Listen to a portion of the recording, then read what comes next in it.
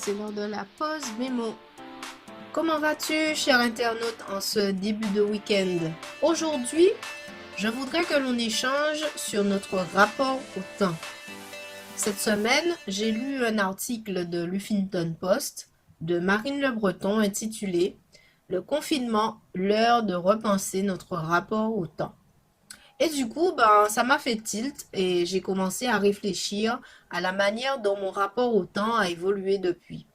Je ne sais pas pour toi, mais j'ai relativement ce sentiment de week-end suspendu. Pas de pression, pas d'impératif à remettre tel ou tel dossier à telle date. Au point de courir.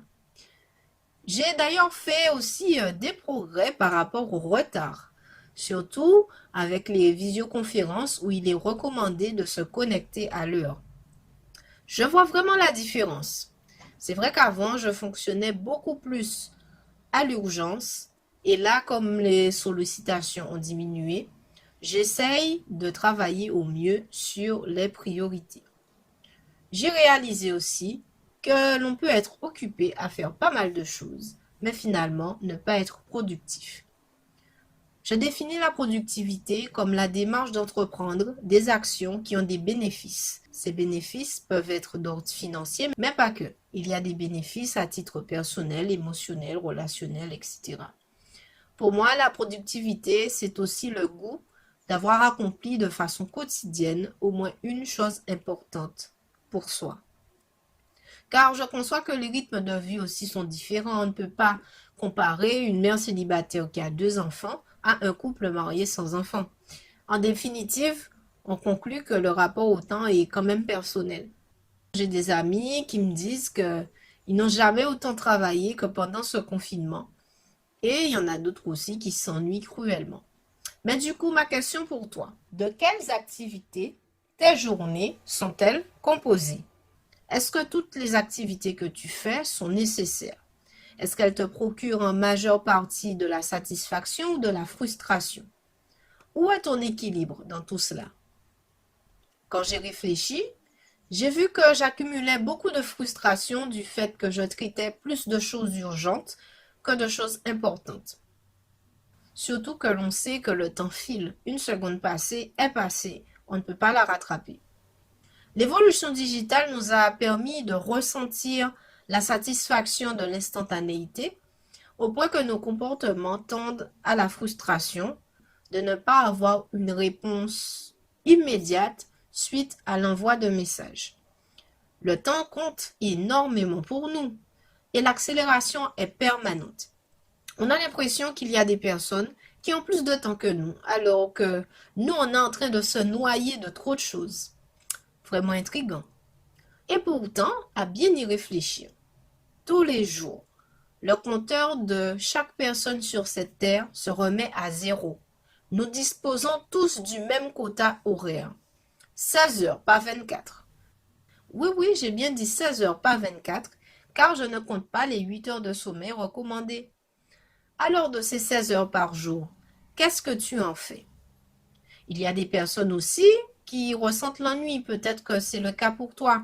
Cette horrible sensation de n'avoir rien pour combler le temps de façon productive.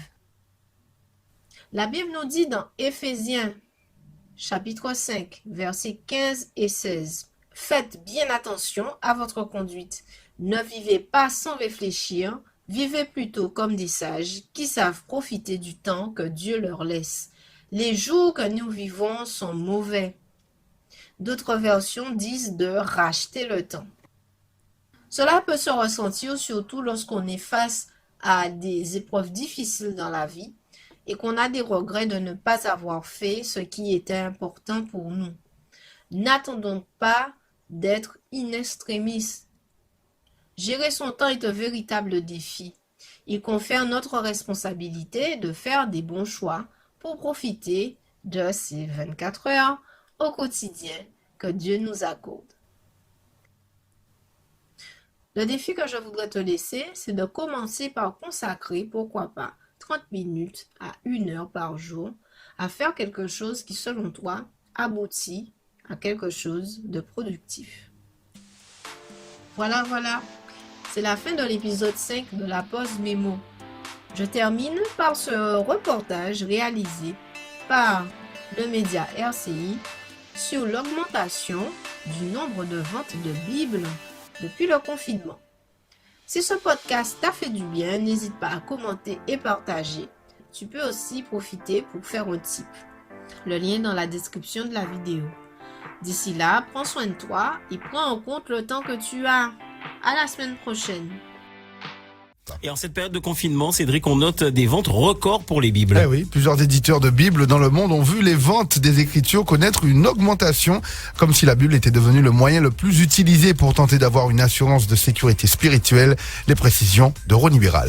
C'est en fait dans une interview chez Fox News que les éditeurs de Bibles ont déclaré qu'en ce moment, plus de gens achètent des Bibles parce qu'il y a un désir ardent de se connecter avec Dieu, de trouver un sens et de vivre en paix. Les ventes auraient augmenté de plus de 44% dans le monde. Brian Chung, le cofondateur d'Alabaster, un éditeur de Bibles connu pour ses livres individuels, visuellement artistiques des Bibles, a déclaré que les ventes avaient même augmenté de 143% par rapport à l'année dernière. Une augmentation qui est à corréler avec les inquiétudes concernant le Covid-19 qui a, il faut le dire, bousculé la vie de presque tout le monde d'une manière ou d'une autre. Selon lui, cette hausse du volume des ventes s'est produite parce que les gens recherchent l'espoir et la restauration en période de crise. Les spécialistes n'y voient là aucun hasard parce que d'ordinaire, les gens vont souvent à la Bible comme une source d'espoir en temps de crise et d'incertitude. Ils tirent espoir des Écritures parce qu'ils y voient un Dieu qui est avec nous pendant nos souffrances. D'ailleurs, dans un article intitulé « En crise, nous prions la religiosité et la pandémie de Covid-19,